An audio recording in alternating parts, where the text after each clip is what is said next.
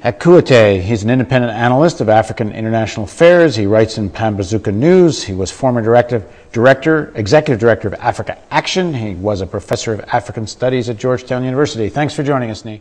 It's a pleasure to be back. The Tuaregs who started all this back in January in their fourth cycle of secession war, they remind me of the Kurds in the Middle East, because they are in 3 other countries and they want a country of their own based on ethnicity. So there is the danger that if they do this in Mali, Tuaregs in Algeria and Tuaregs in Niger can also get ideas.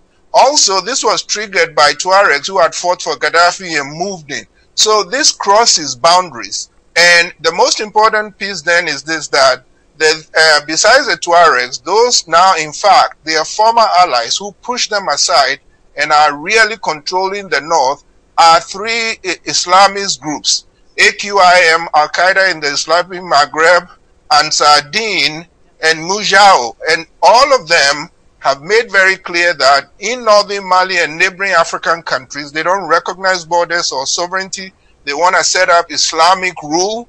But their real goal then is to go after France and the United States. So I actually think that it is important to stress that what we talk about, while it is devastating Mali, is actually a big African and international problem. Well, that may be the case, but aren't the Turks, they're natives of Mali. That's their territory.